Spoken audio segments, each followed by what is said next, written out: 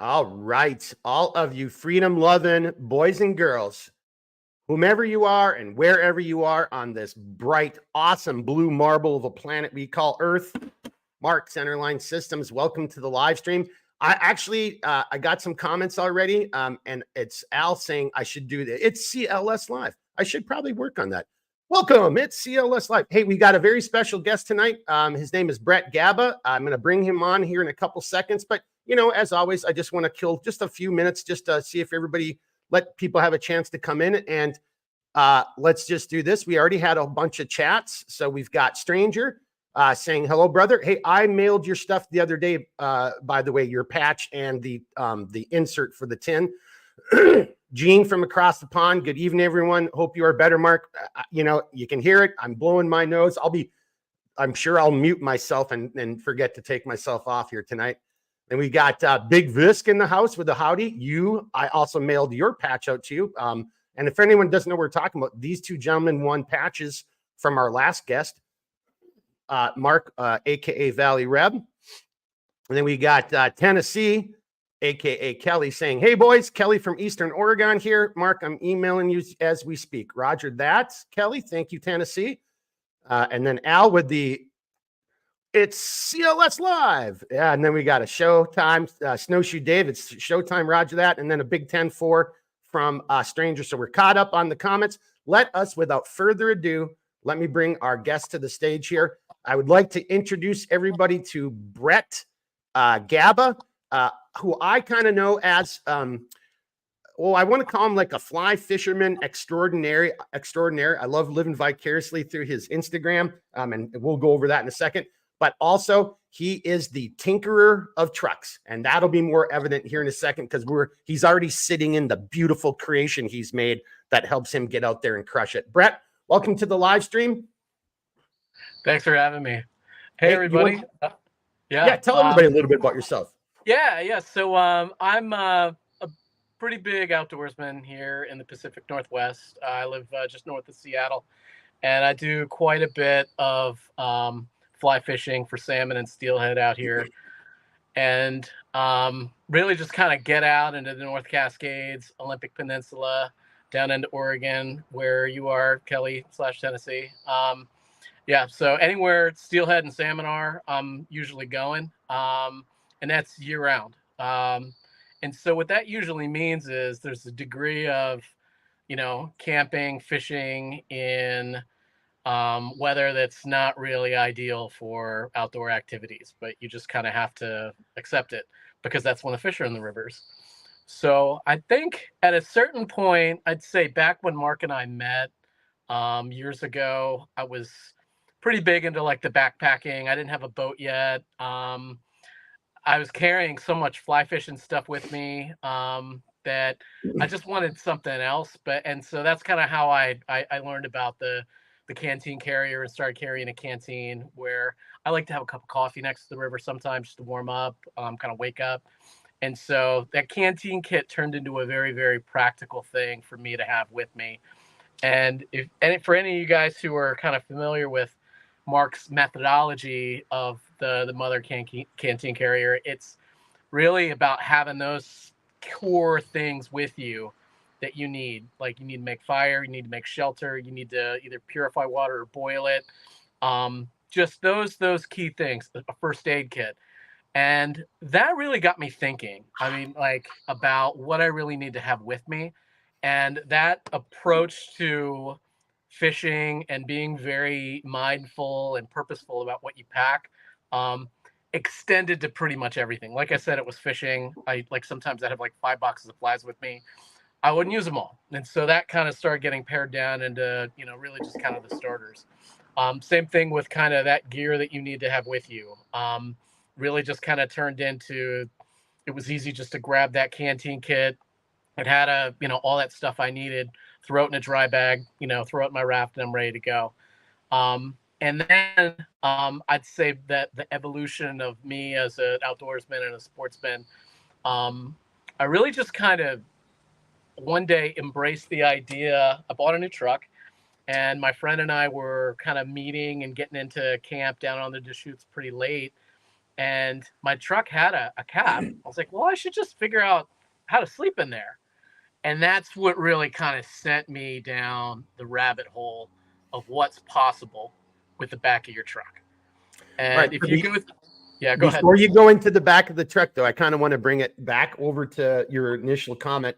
And I just want to show everybody this. I'd have to put it up on a slide, and I can't do that. That's Brett with a giant friggin' coho, just a beast right there, you know, out nailing it.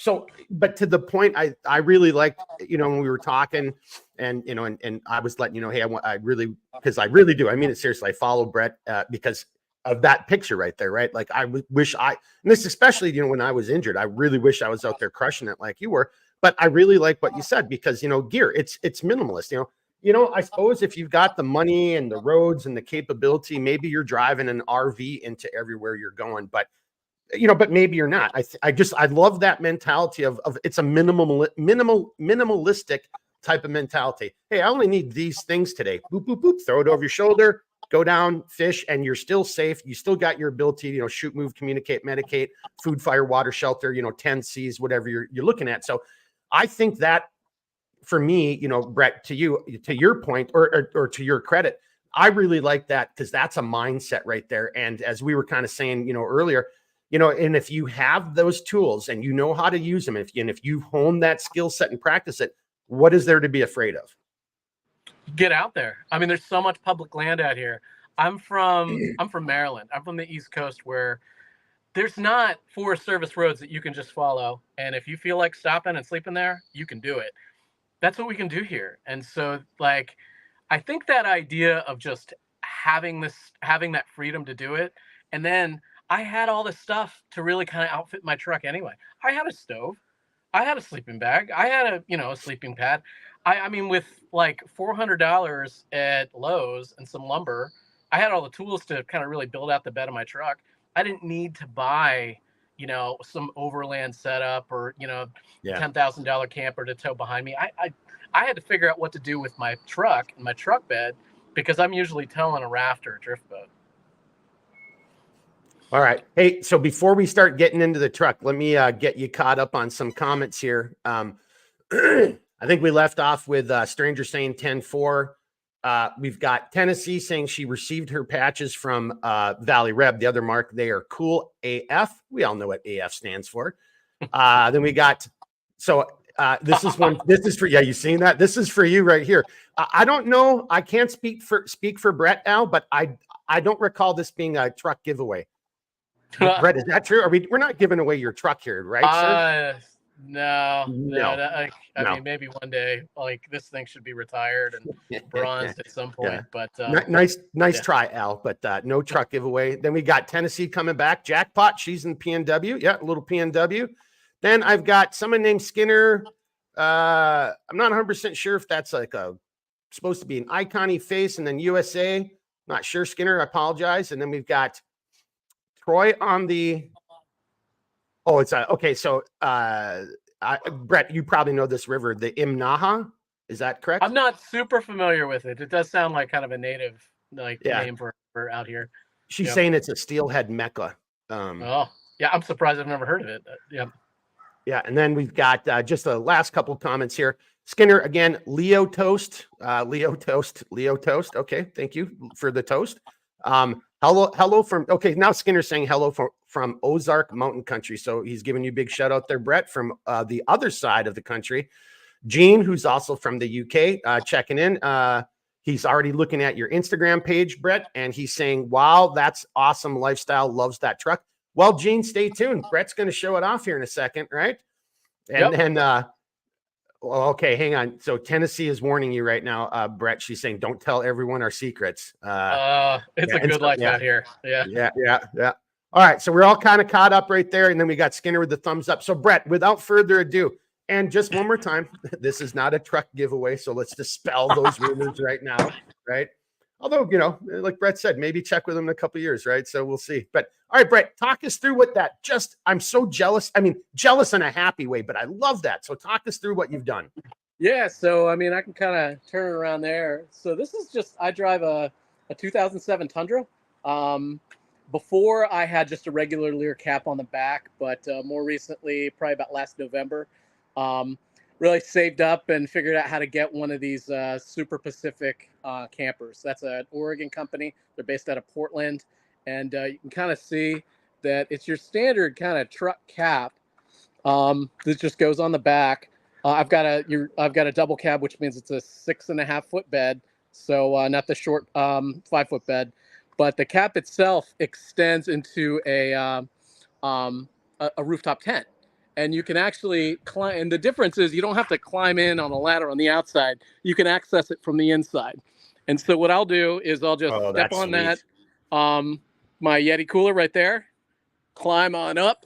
Just do that right now. Bring y'all with me.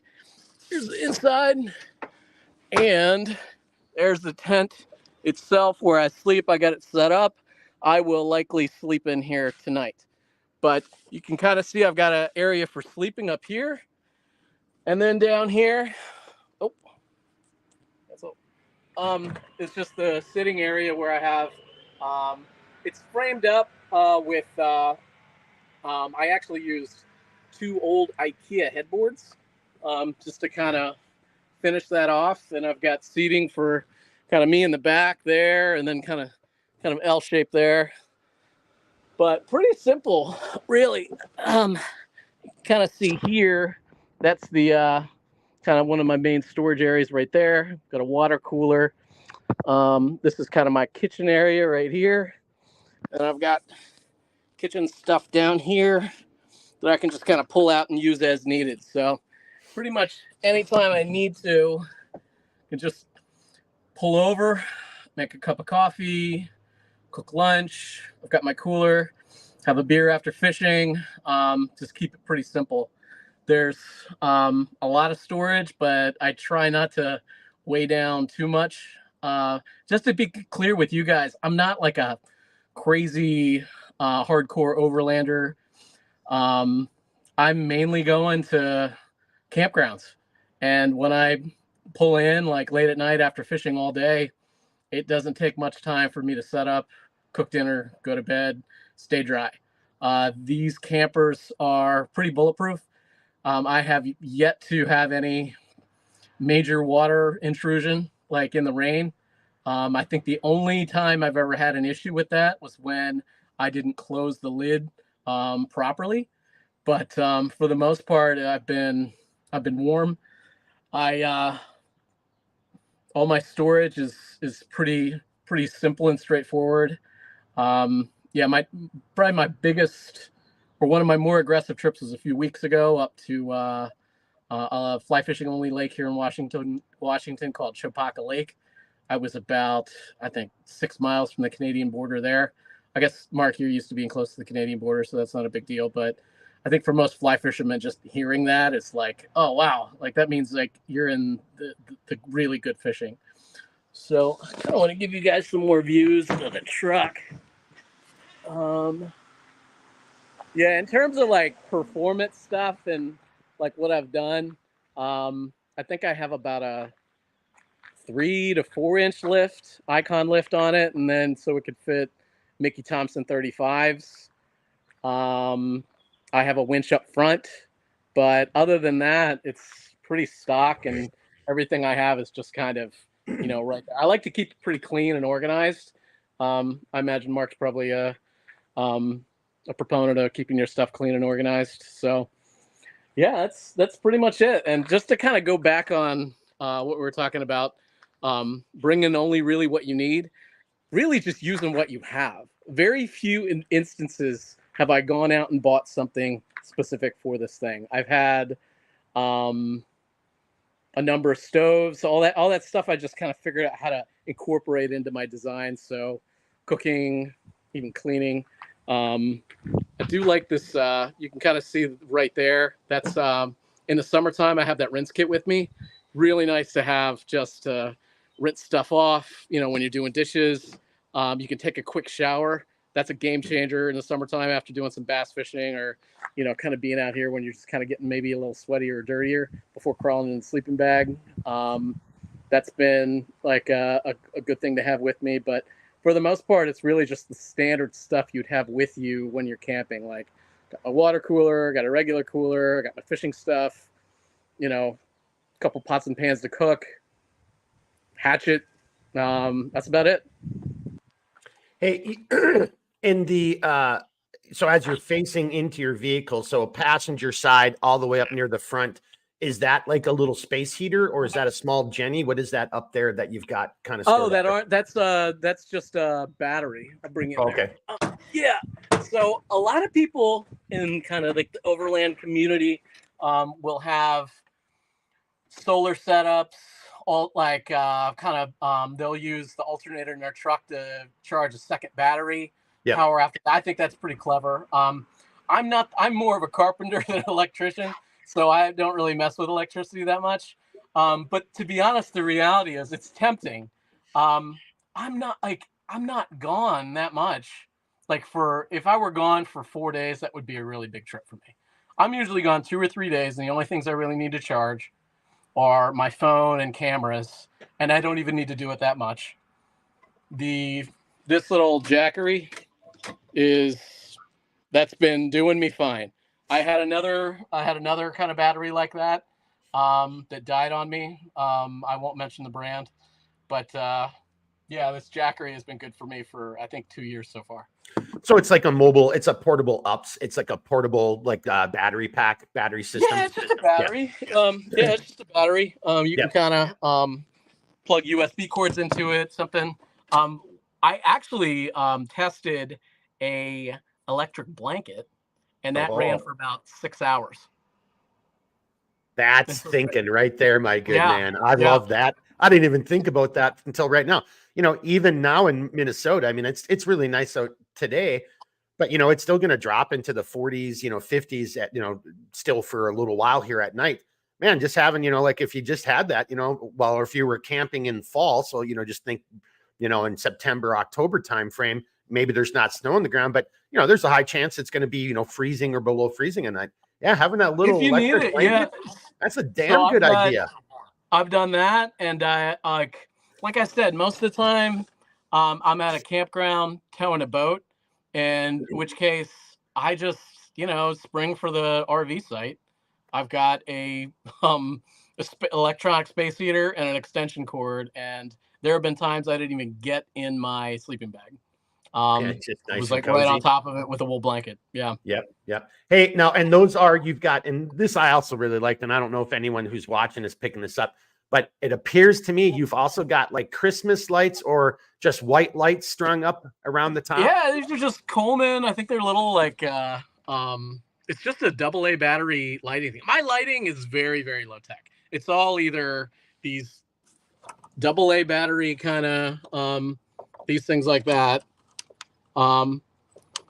or some rechargeable ones that I have up front, which have been like I think they're black diamond stuff. But yeah, well, and before you go out too far, right there over your just to the inside of your right shoulder there, you've got two spaces where it looks like you've used your like your window area, but you've made it into where you're keeping your map sheets. I saw that. Yeah. And I like that. That's a good idea. Can you talk us through how you did that?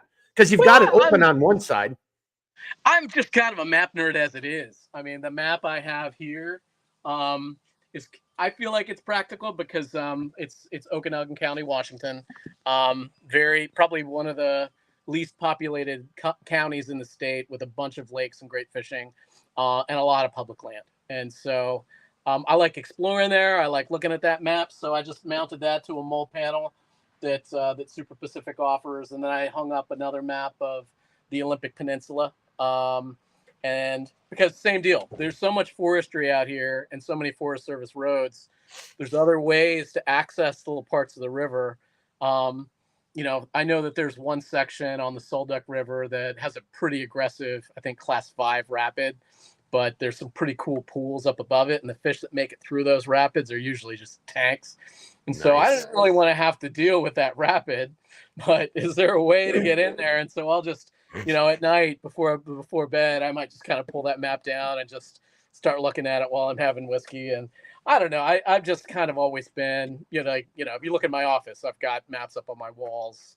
Well, so Yeah. it's very not interesting, but you know, it couldn't have been timed better. I was just having this conversation earlier in the week, and somebody didn't have, you know, again, you know, same thing here. Like, so, you know, if you're up here in Minnesota and the same as you know, logging roads, Forest Service roads, you know, you really need to have, you know, your nice little breakdown maps, you know, and then a lot of this stuff has to do with like, you know, also, and I don't know if your map sheets are doing that, but it'll also show you what the lakes are. And then you can go in there and then you can find out lake information, you know, like, Yep.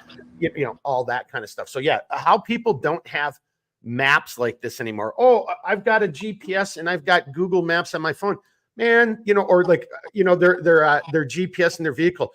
They're 30. You know, you thought they were going to be here at 4 o'clock. It's now 5 o'clock. They're just showing up. It's like, yeah, the GPS took me there. I'm like, no shit. Get a friggin' map. You know, don't use your GPS all the time. Yeah, you're just one dropped phone away from not knowing anything. Yeah.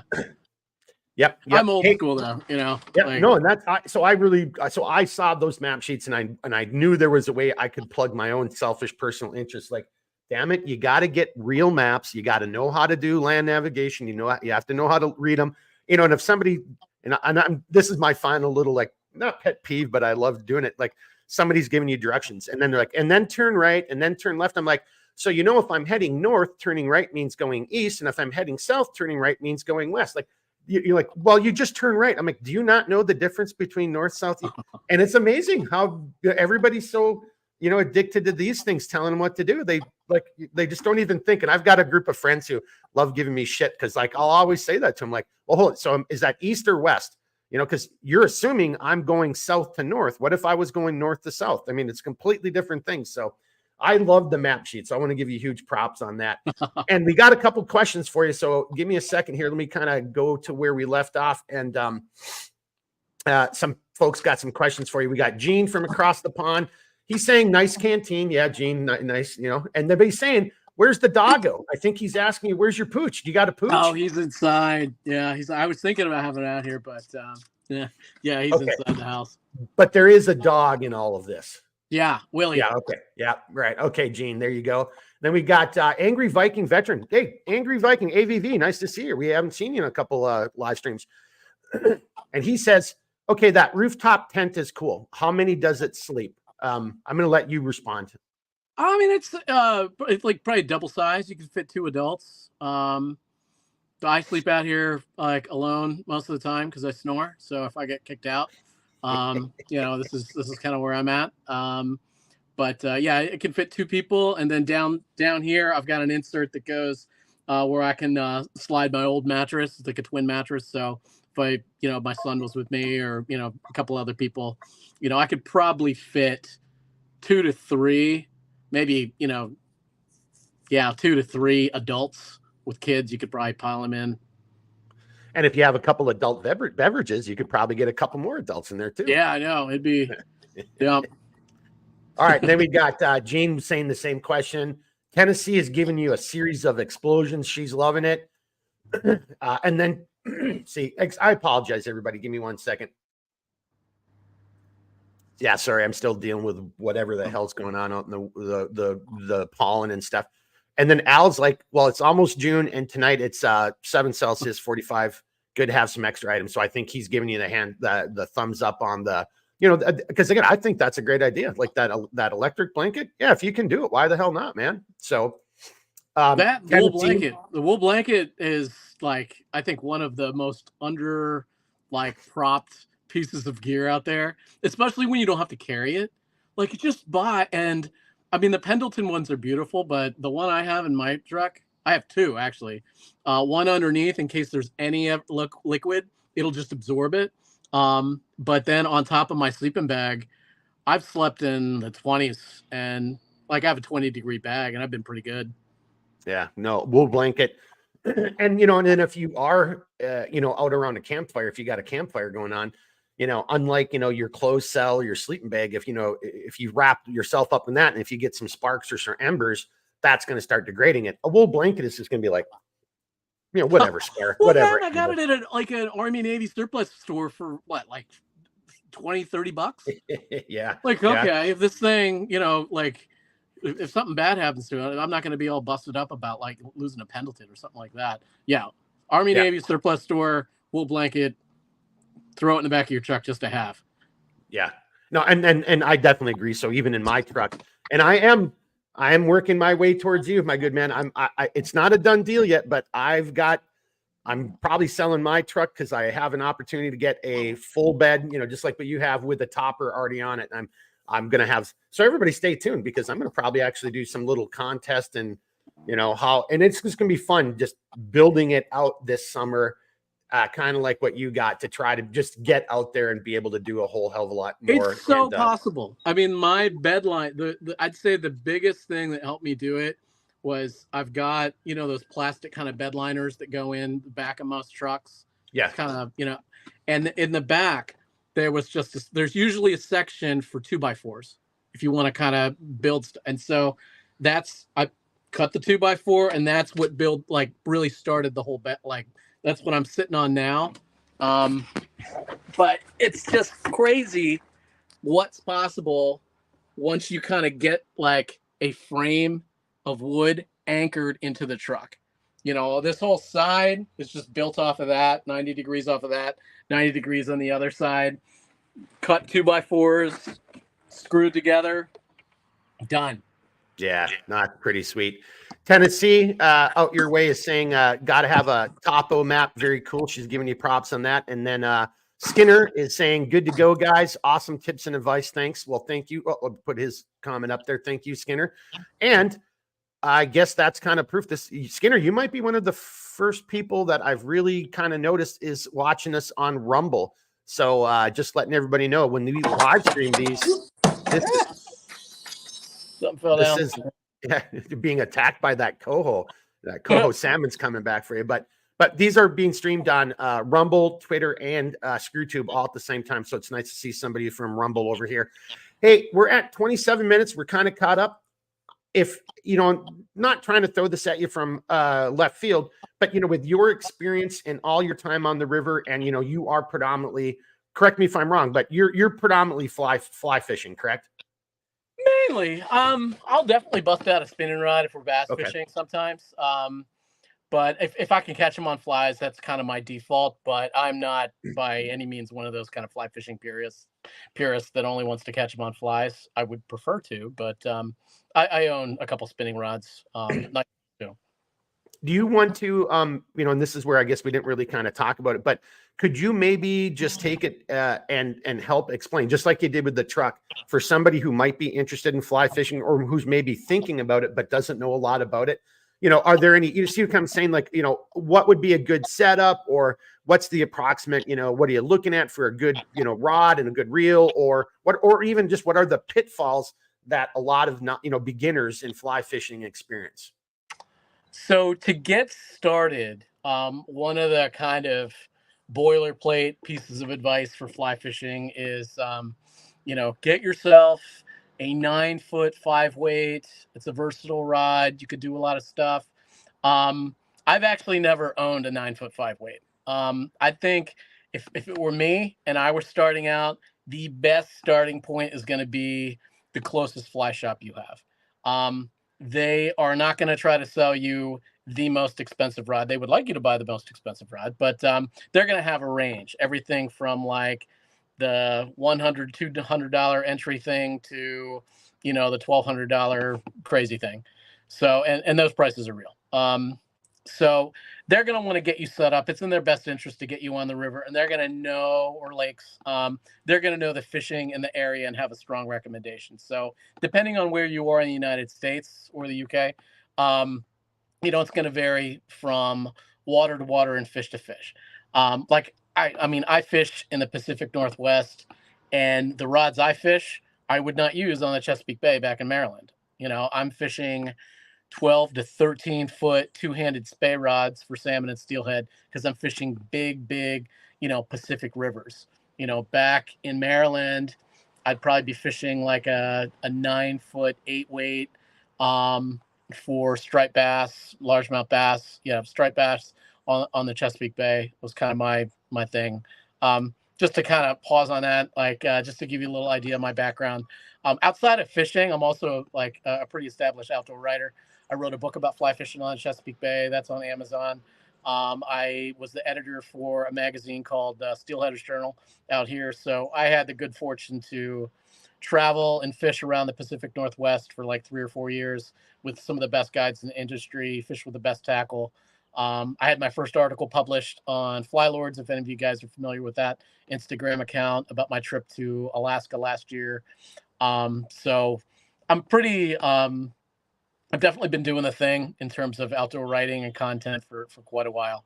And I've had the good fortune to kind of fish in a lot of different parts of the country. I have not fished the Great Lakes region. Well, I actually, that's not true.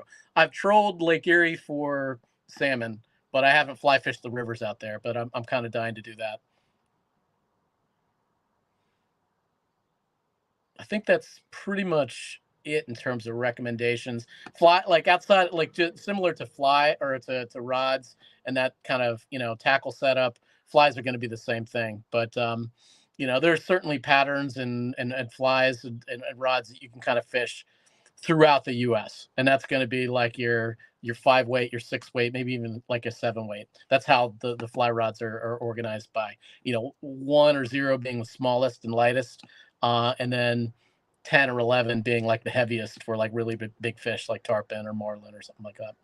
Hey, I'm going to leave you, and I actually had myself muted because I was sneezing, but I forgot about it. But I'm going to leave you full screen so I can type a comment and pull it up on the screen for everybody to see. Can you tell me the name of the book again that you authored and where we can find it? Oh, sure. The name of the book is called Fly Fishing the Tidewaters of Maryland's Chesapeake Bay.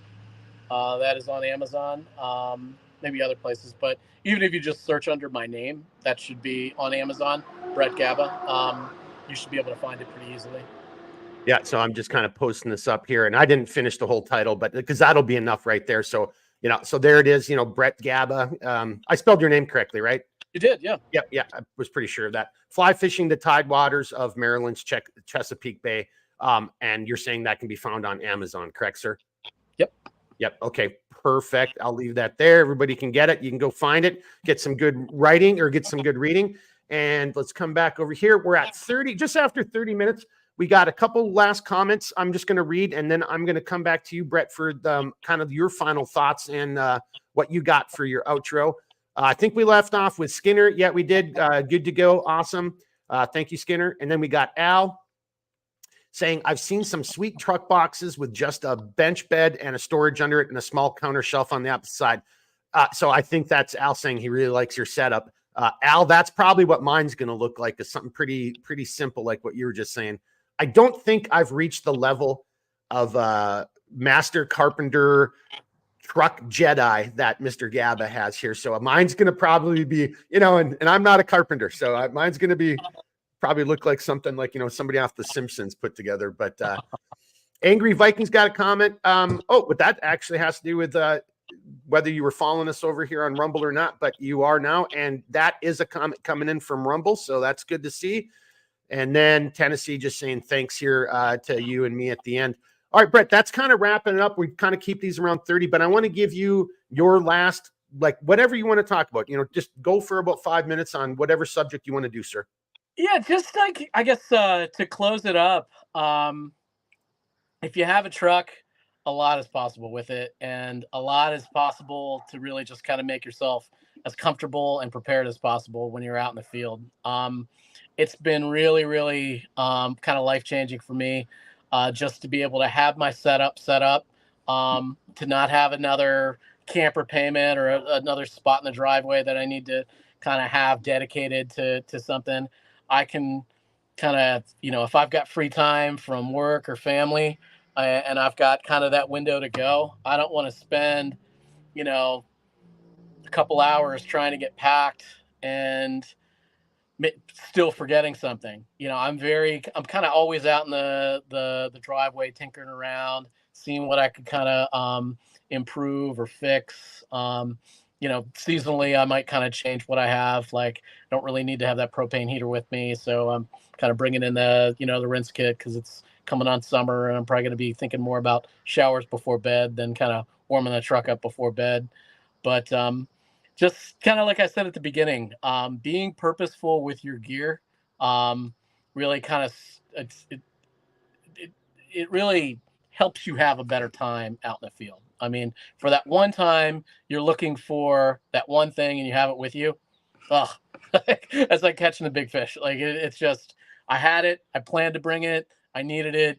Like, yay for me, spending the money on this gear, committing to this gear, and using the gear. Using the gear is such a joy. Don't just let it sit on your shelves. Get it out there, use it, and now I just bring it with me in my truck. And I just love how you just said that, because that to me, selfishly over in Centerline Systems, we try to make gear that's multi-purpose, multi-dimensional, has a lot of functionality. Because if you're just using it for just that one time of the year, I mean, maybe it's so specific that you only use it once, but I like what you just said. I like gear that I'm going to be using all the time. And, and if hey, if it's 2 years later and I've worn through those soles of those boots or the, whatever it is, but I just used the crap out of it for 2 years, and it helped me get out into the woods so I can condition my body and my brain, in a better, more wholesome way. Then that's worth it every time, especially if you end up getting that kind of stuff. And that's what getting outside gets you. I mean, that is a giant coho, man. That's my biggest fish to date. Got it last year with my buddy Lael, and I'll never forget that day. That was incredible.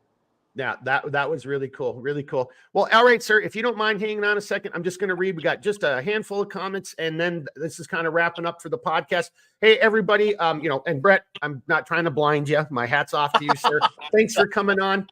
Everybody give Brett a big shout out and tell him thanks. And seriously, go find him on Instagram, and you get to live vicariously through his adventures, just like I have over the last couple of years. So, and it's just, what is your Instagram? Just tell everybody one more time how to find it. Original Gabba. Search up my name and you'll probably find it. But I'm heading up to British Columbia in a couple weeks. So southern British Columbia to fish for big bull trout. That'll be good. I will not have my truck with me. We got to kind of boat into this lodge on the Pitt River. But more adventures coming. Yeah, well, damn. So you don't get to bring your truck, but you get to go to a cool lodge, and out in the middle of nowhere and do some cool fishing. So there he is right there. Brett Gabba, Original Gabba. I just posted it. That's where you can find him on Instagram. We had just a couple questions, I think, for your comments. Tennessee. Yeah, hang on. Is that where I left off?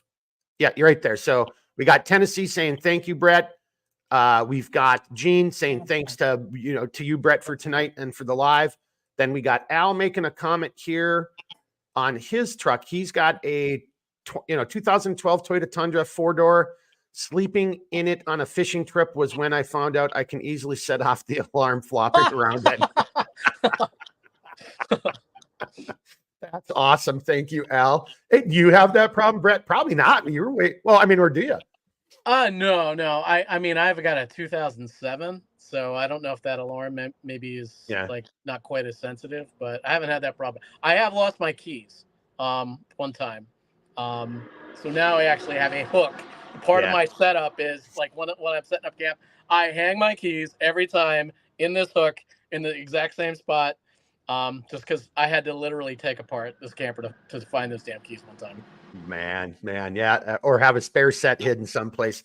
Al's giving you a big woo. That's our thing. And then from Snowshoe Dave, he's giving his hats off to you and saying, thanks, Brett, for a good show. Brett, I think that's going to wrap it up for everybody, boys and girls. I got one little piece of housekeeping I'll do. Brett, if you don't mind just hanging out for 1 second. And I'm just going to, because I want to talk to you just for a little bit. Here. But, yep. But, hey, everybody. So just a quick heads up. So here in the States, and it's the same for Canada. And it's not the same dates, but we're in that zone right now where it's Memorial Weekend. I know it's called different, it's different names, Canada and over in the UK, but it is Memorial Weekend. That's kind of one of my, I don't mess with holidays. And so we are not going to do a live stream on Monday because Monday is Memorial Day, the actual day here in the States. So no live stream on Monday of next week. We will be back a week from today. I think that's the 30th of May. Thursday, the 30th of May, we'll be back. Another special guest, George, a.k.a. Triple X. If you saw any of our Mission Critical podcasts, you may have seen him over there, and he's going to talk about situational awareness, and everyday carry. So situational awareness and everyday carry, that's going to be our subject for next Thursday. And as always, you guys know the deal. Reach out anytime if you have questions. Oh, we got one last comment in here. Try not to let it get everybody up there. Tennessee. So she's saying, Brett, your truck embodies centerline systems. Now, I'm not sure, but efficient. Okay. Top shelf. Oh, hell yeah. And functional. Boom. And then she gave you a big intentional explosion right there. So that's pretty awesome. Thank you, Tennessee. All right, boys and girls, we're wrapping it up. Again, Brett, thank you very much for joining us here tonight. Really appreciate you taking the time out to share your adventures and that awesome truck with everybody. Give him a follow on Instagram. Check out his book. You know, if you're into fly fishing or if you live out in the East Coast, you know, you want to learn a little bit more about what you're doing, and just follow him on Instagram to see just some cool adventures up in the PNW. Right. Do you guys say PNW, or what do you guys say out there, Brett? People say that here for real. Yeah. Okay. Yep. Yeah. I didn't know if that was a way to tell somebody was, you know, not from around there. If they said, oh, up in the PNW, you're like, or whatever. We don't say that, clown. You must be from Minnesota. Yes, I am. No, all right. But yeah. All right, everybody. Hey, be good. Thank you very much. Big shout out for Brett one more time coming on. If you got questions, comments, reach out to me anytime. I'll do the best I can to help you out. And until then, you know the deal. Keep thinking, keep moving, never quit. We'll see you next time. Everybody have a great holiday weekend. Raise a glass for our fallen dead, and we'll see you on next Thursday. All right, everybody, be good.